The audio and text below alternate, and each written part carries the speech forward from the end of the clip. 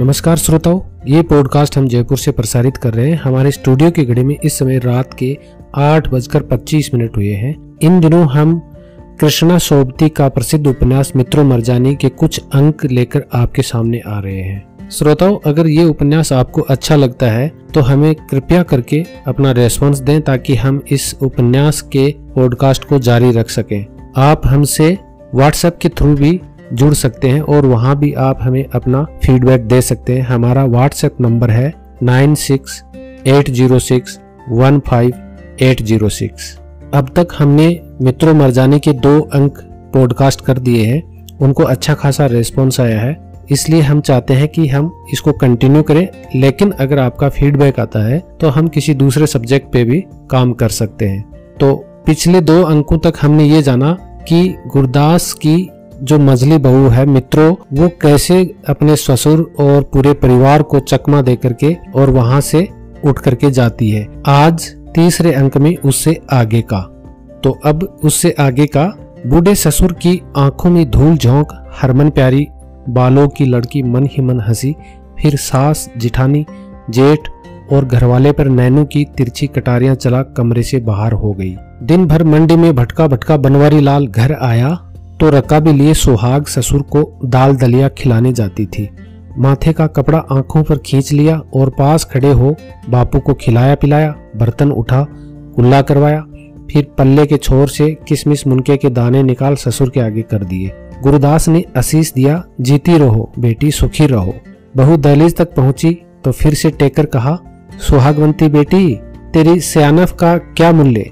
तेरे सास ससुर ने तुझे पाने को जरूर पिछले जन्म कोई अच्छा कर्म किया होगा। ससुर की बड़ाई से हल्की फुल सुहागवंती चौके की ओर निकल गई। तो भी गुरदास पड़े पड़े सोचते रहे, घर गृहस्थी के जंजाल में भी मनुष्य घाटे में नहीं रहता। इस माया में लाख दुख सोग, पर फिर इसी की खट्टी कमाई बुढ़ापे में काम आती है।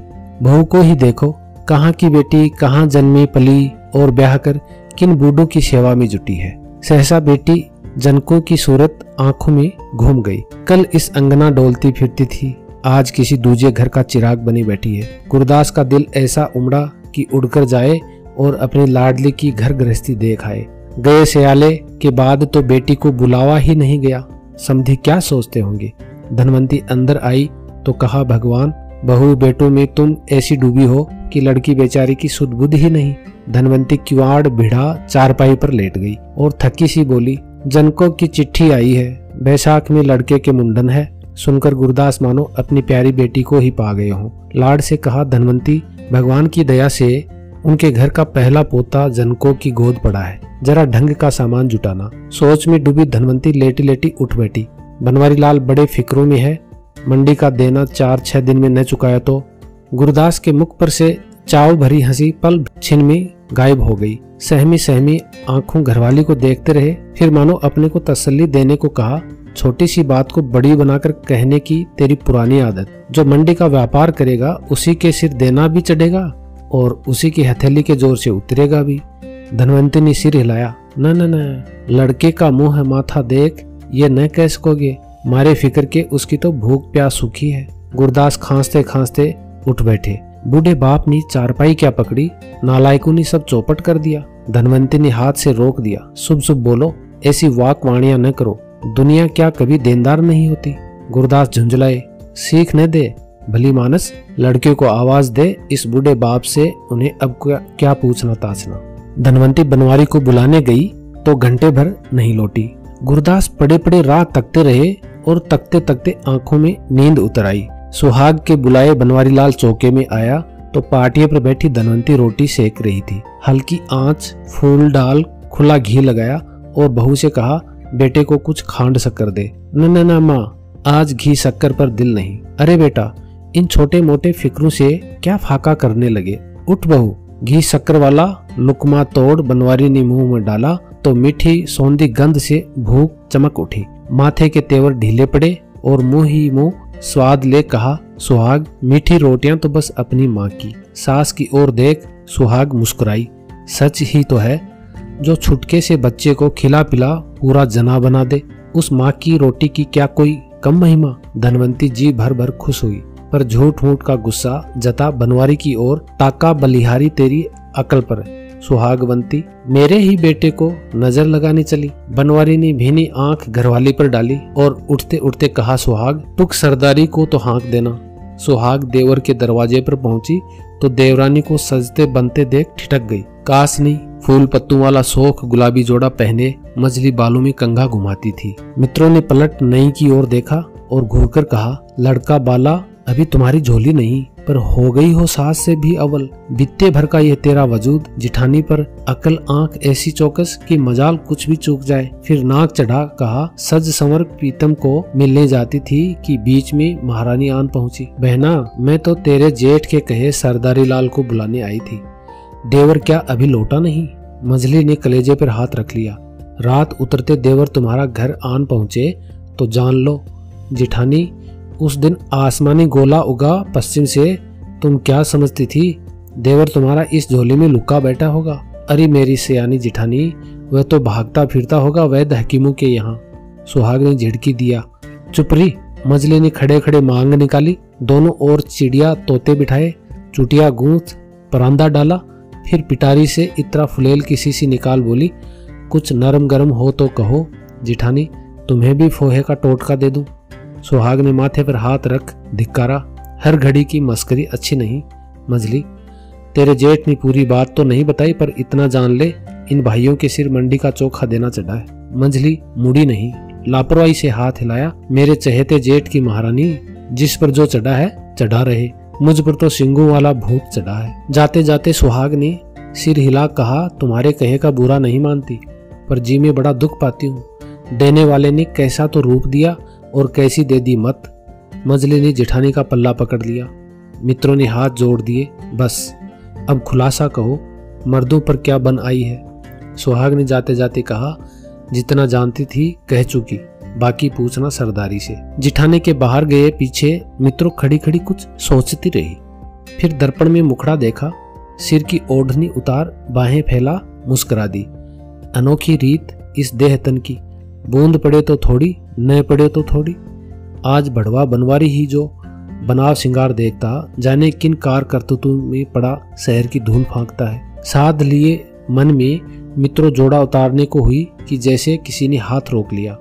बनी ठनी हूँ तो क्या किसी की चोरी है? नखरे से दोबारा ओढ़नी ओढ़ ली और सासू से मुठभेड़ करने चौके की ओर चली। फूलवंती के दरवाजे के आगे निकली तो छेड़खानी सूझी। झांक कर आवाज दी, आज तो फूलवंती तू बड़े रंगों में, तेरी तो ताजी ताजी इलायची दाने वाली माला घड़कर आई है। फूलवंती ने दांत तले जीभ दबा ली।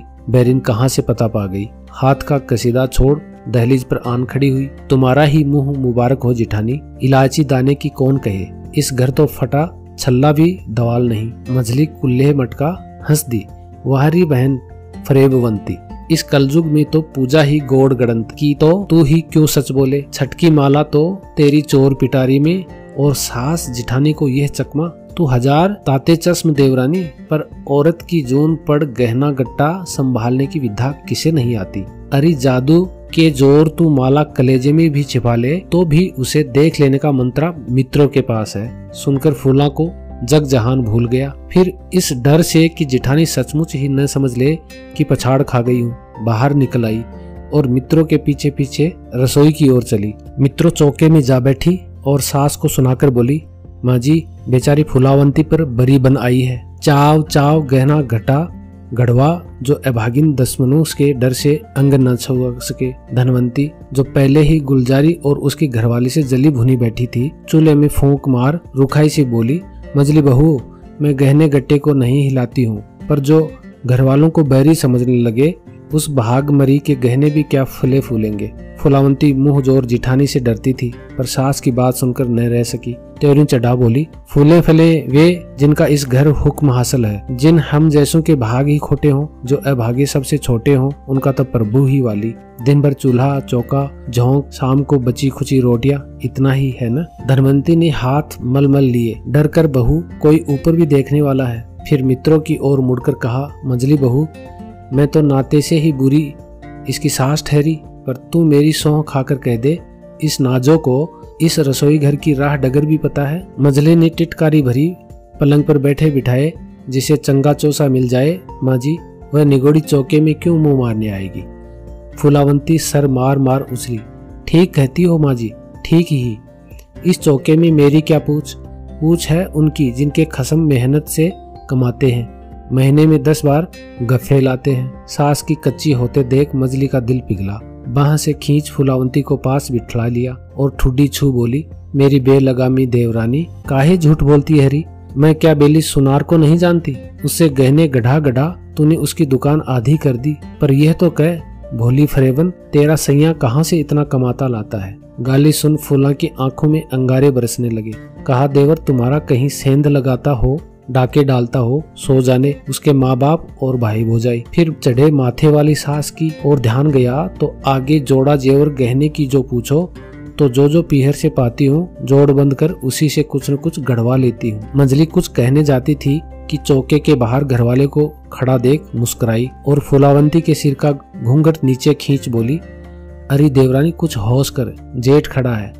लाख तुझसे गोरी चिट्टी हूँ, पर तेरे इस सुरमेदानी दिल की क्या खबर, अपने जेठ से ही लगा बैठे।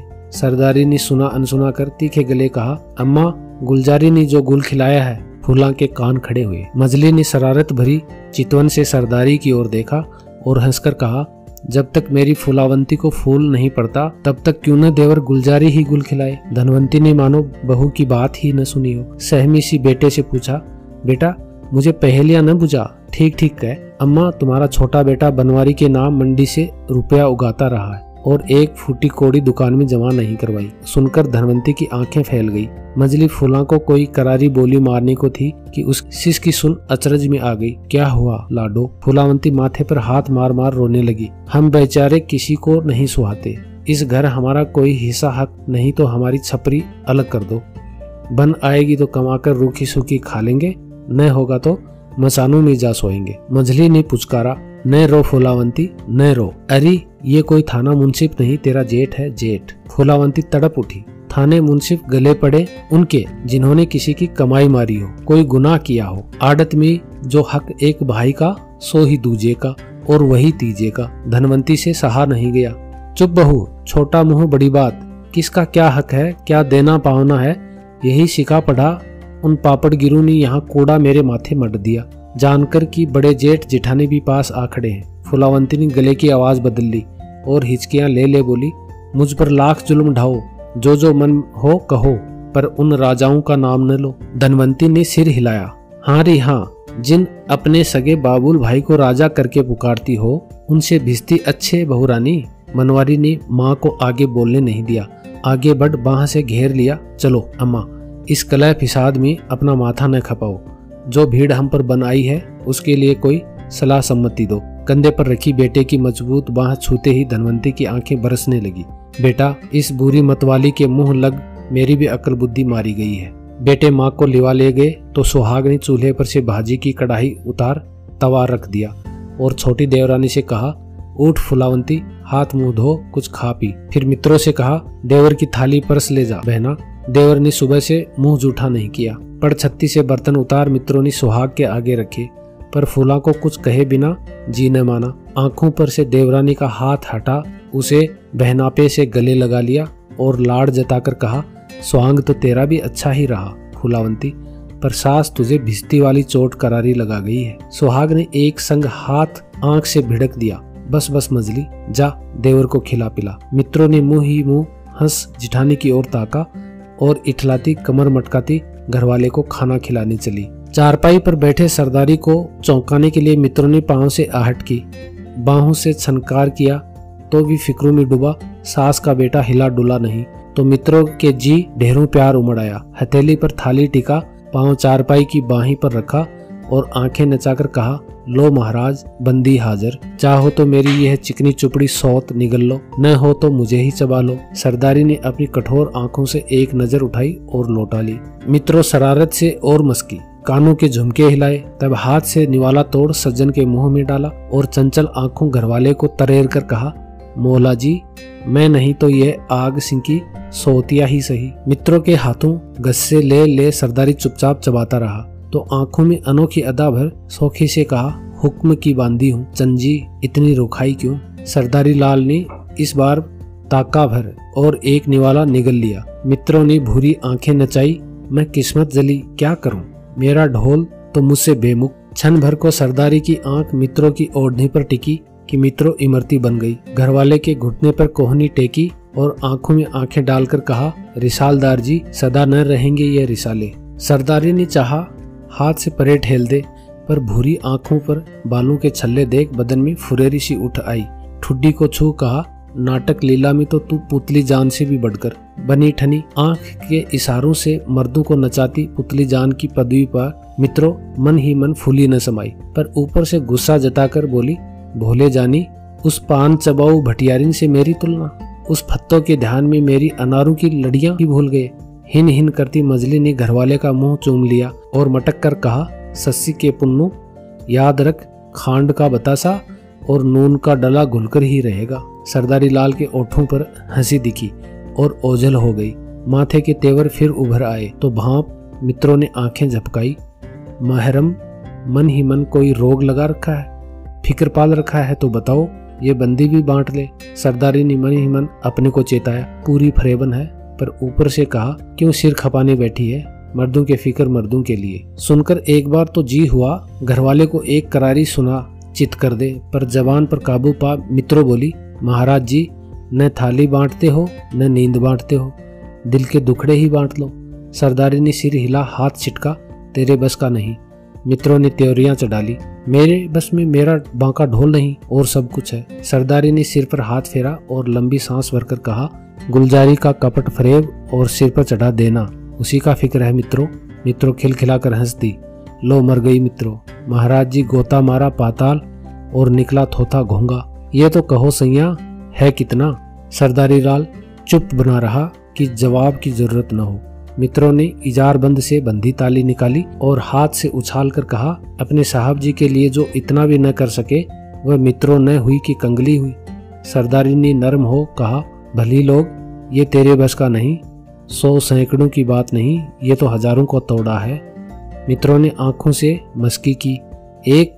सरदारी ने सिर हिलाया, नहीं 2, नहीं 3, हाँ। मित्रों ने एड़ियां उठा, पड़ छत्ती पर से टीन की संदूकची उतारी, ताले लगा लाल पट की थैली निकाली और घरवाले के आगे रख बोली, ये दमड़ी दात परवान करो लाल जी, कौन इस नावे के बिना मित्रों की बेटी कंवारी रह जाएगी। घरवाले को हक्का बक्का देख ओढ़नी मुंह में डाल मित्रों पहले हंसती रही, फिर सरदारी के गले में बाहें डाल दी। मित्रों के सिर की सौंह, महाराज जी जो ये गुत्थी न परवानो, जी में बड़ा पछतावा लगा, चलन तो इसके बुरे, पर इस पर हाथ उठाना सोहता नहीं। सरदारी लाल कई बार मित्रों को तकता रहा, फिर रुखाई से पूछा, सच सच कहेगी। मित्रों ने आंखें झपकाई, क्यों नहीं, पहले मेरी सौंह। मित्रों ने मुंह बिचकाया, न न न, मुझे अपनी सौंह, अपनी माँ की सौंह, काले चोर की सौंह। पर लाल जी मैं अपने बेली सैया की सौंह क्यों उठाऊं। फिर छाती पर हाथ रखकर कहा, वह तो श्वास श्वास इस बंद बटुए में रहता है। सरदारी ने जैसे सुना नहीं, कड़ी नजर मित्रों के चेहरे पर गड़ाकर कहा, जहां तहां क्यों। मित्रों ने नैन मटकाए, नहीं जी कभी नहीं। तो ये नावा कहाँ से समेटा है। डर कर मन ही मन कहा, जल्लाद कहीं का। ऊपर से ठगनियों सी हंसी, अम्मा के भोले भुलकड़ भूल गए, आपकी धन्नो सास की मैं इकलौती बिटिया हूँ। सरदारी लाल कुछ कहने को हुआ कि मित्रों ने बड़ सरबती ओठों से मुंह पर सांकल लगा दी और चुप्पे से कहा, गम की गुत्थी सुलझ गई दिलवर सैया, अब अपनी लैला की सुध लो। भाइयों की लाडली बहन पीहर क्या आई कि घर आंगन में खुशी का सूरज निकल आया। बच्ची के सिर पर प्यार का हाथ फेर गुरदास ने नाती को गोद में ले लिया और निरख फरक नए पाहुन का सिर हिलाते चले। जन को माँ के गले लगी। इस ओर उस ओर लाड प्यार से धनवंती की आंखें छलछला आई। लंबे क्षण तक बेटी को बाहों में लिपटाए रखा तो मजली हंसी, थोड़ा सा प्रेम प्यार हम बहुओं के लिए भी बचा रखो माँ जी। खिलखिल सती जन को खुशी बांटने भाभियों की ओर बढ़ आई। छोटी भाभी को न देख पूछा, सुख तो है अम्मा। न छोटी भाभी दिखी न गुलजारी भैया। धनवंती ने छोटी बहू को आवाज दी, फूला रानी बाहर तो निकल, बेटी तेरी नंदिया आई है। सुहाग ने जनकों की पीठ पर हाथ फेरा। अरे मुनिया, अपने पुराने घर का आंगन ही भूल गई। चारपाई पर बैठ जनकों ने चारों ओर नजर मारी और हंसकर कहा, जहां तुम सी भाभी भौजैया, ऐसा पीहर क्या भूला जाता होगा। मित्रों ने जनको की आंखों में झांका और झूठी तौर से पूछा, अरे हर रोज घरवाले के ढीब? जनको पहले समझी नहीं, फिर समझी तो हथेलियों में आंखें छिपा ली। फूलावंती अंदर से आई तो बाल बिखरे थे और आंखें रो रो लाल। जनको उठ गले मिली, खुशी खुशी पूछा, छुटकी भाभी मैं तो अच्छी खबर की राह तकती रही। मजली खिलखिलाकर हंस दी, इसकी भली पूछी।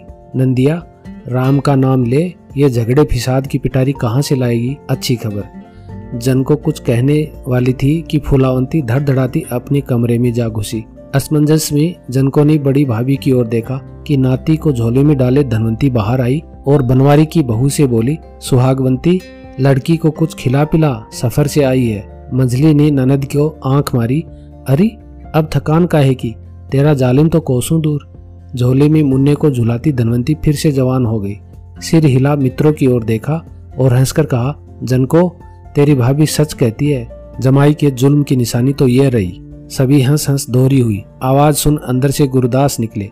खिले खिले चेहरे पास आन खड़े हुए तो दोनों बहुओं ने माथे तक कपड़े खींच लिए। गुरदास ने एक बार फिर बेटी के सिर पर प्यार फेरा और धनवंती से ले नाती को हाथ में झुलाने लगे। झुर्रियों पड़े मुंह पर जाने कहां से चमक आ गई। पकी पुरानी मूछों से ढके ओठों पर कुछ ऐसी हंसी बिखरती चली मानो दूर दूर तक कोई चिंता फिक्र न हो। जनको खा पी जल्दी आ बेटी, तेरे सास ससुर और उनके 6 लड़कों के हालचाल तो पूछें। तो इस प्रकार मित्रों मरजानी उपन्यास का ये तीसरा भाग है। प्यारे श्रोताओं, आपसे एक बार फिर गुजारिश करते हैं कि आप अपना फीडबैक हमें व्हाट्सएप के जरिए भी भेज सकते हैं। हमारा व्हाट्सएप नंबर है 9680615806। तो मिलते हैं अगले अंक में, तब तक के लिए आप सभी को बहुत बहुत धन्यवाद।